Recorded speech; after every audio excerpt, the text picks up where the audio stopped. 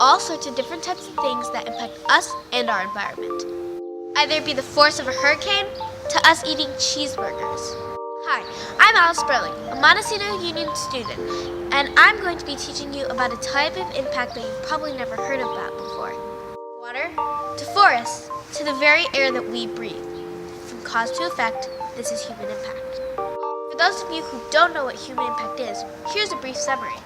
Human impact is basically human impact. It's how we as humans impact the planet and its different environments. From oceans, to forests, to air. The smallest thing that you do could impact the environment in a major way.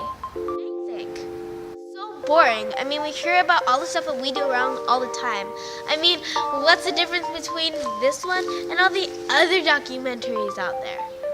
For one, there's a difference between doing something wrong and knowing it, and impacting the planet without even being aware. Doing something wrong is like eating 7 chocolate bars when you're only supposed to eat 1. You don't think about the earth heating up, but you do think about getting your kid out of school before rush hour. This presentation, instead of telling you all the things that we do wrong, I'm going to tell you all the things that we need to do to make human impact more positive on the planet than negative.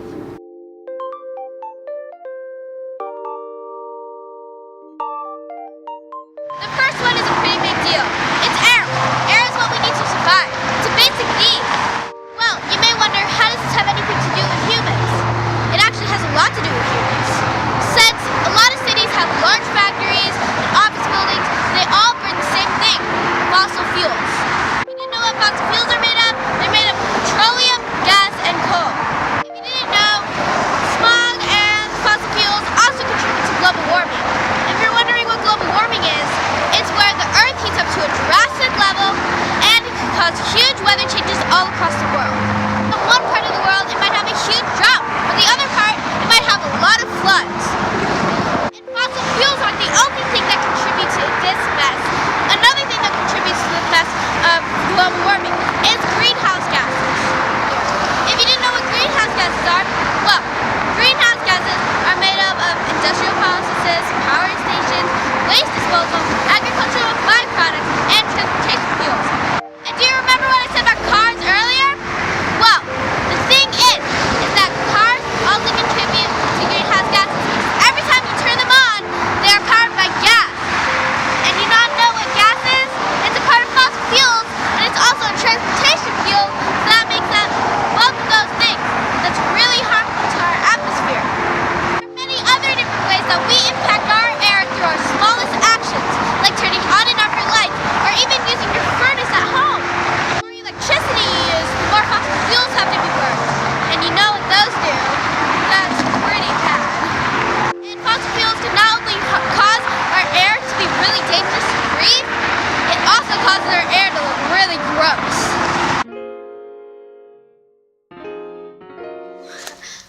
Well, speaking of air, where does it come from? In fact, have you ever thought about where any of your everyday necessities come from? Actually, if you didn't know, these necessities, like pencils, paper, the wood that holds your house together, they all come from the forest. Unfortunately, there's a high cost for all these items.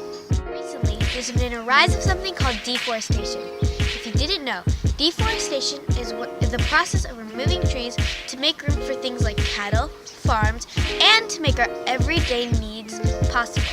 Sadly, deforestation can cause the extinction of many different animals and species from around the world. In fact, it is believed that over 3,000 to 4,000 species, even some that we don't even know, go extinct a year because of deforestation.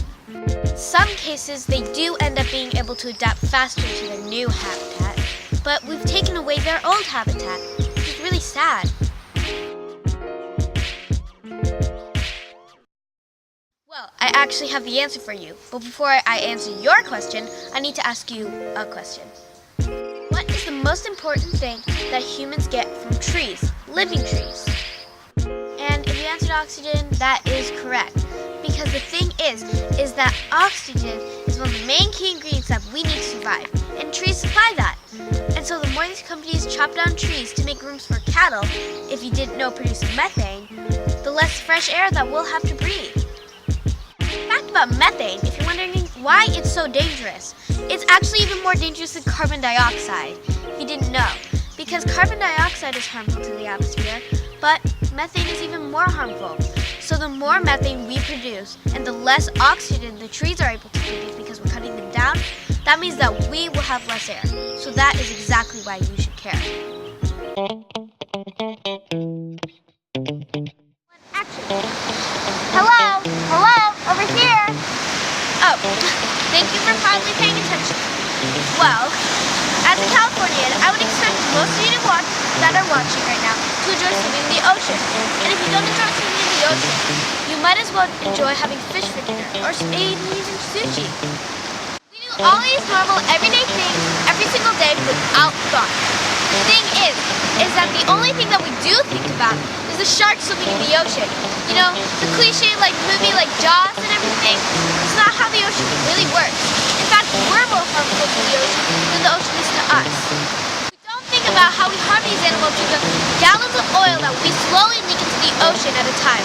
We don't think about how we can really kill these animals because of the pounds of plastic we're littering helplessly on the ground, thinking that it won't go anywhere, but really it ends up here. Wait a second, you're going too fast. We can't understand anything that you're saying. Why are you talking about this thing now? You're going really fast. Okay, fine. One at a time then. To go more slowly for you guys, I'll talk about oil first. When you see a rainbowish colored grossness kind of floating around in the water, and you don't know what it is, that's most likely oil. How did this gross tasting, nasty looking, weird stuff that's floating around the ocean, how did it get there?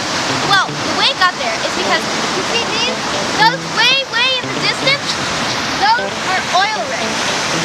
And the thing about oil rigs is the fact that they are made for offshore drilling. And if you didn't know, offshore drilling is where you drill oil from the ocean.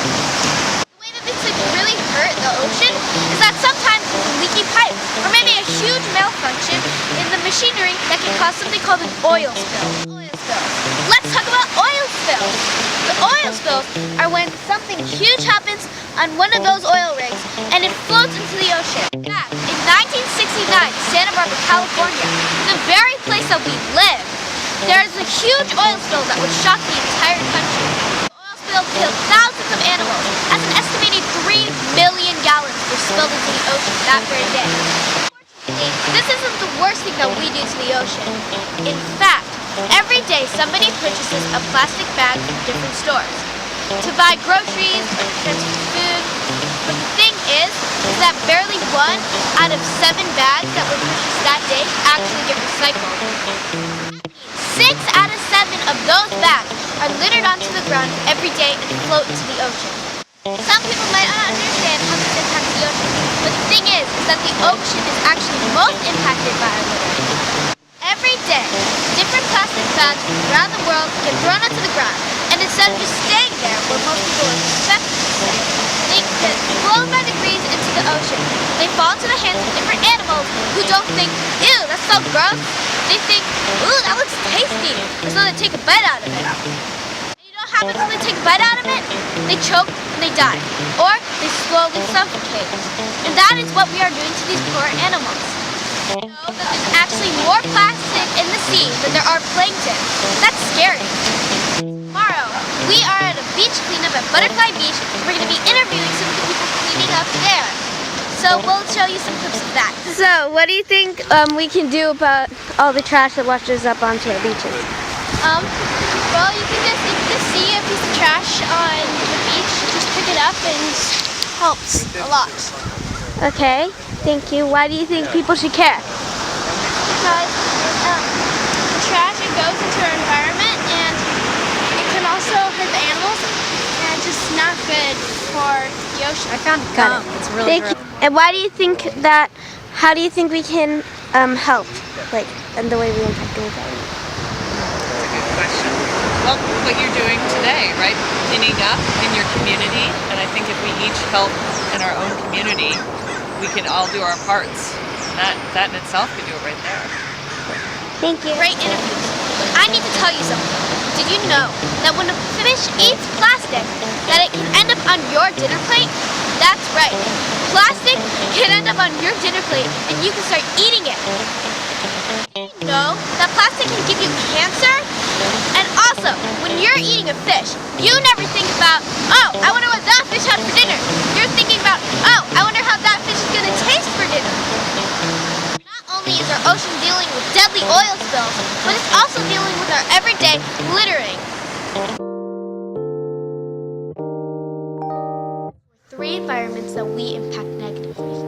All around Santa Barbara, interviewing different people to help convince you why you should care. Why do you think people should care about this?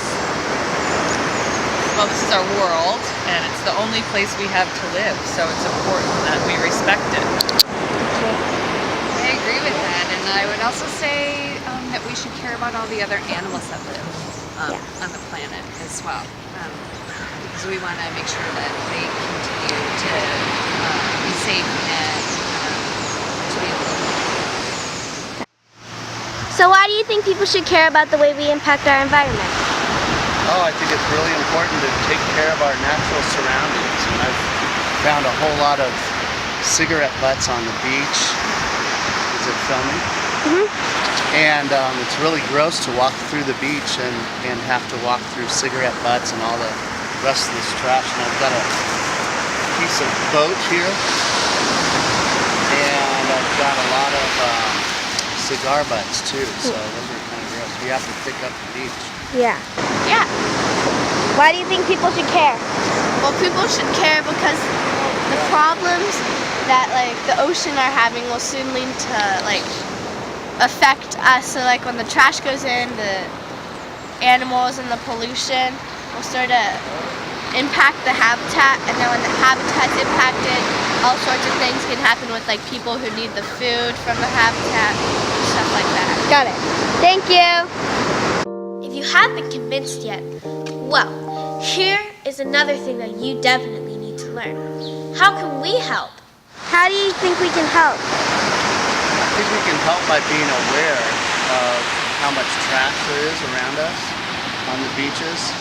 And I think if we just always are constantly trying to pick it up and keep the beaches clean, that'll really help out. So what do you think we can do to help all of the plastic that washes up into the beaches and everything? Well, I think if we get together and do beach cleanups like we're doing today, that would be a good start. Thank you. And why do you think people should care about this?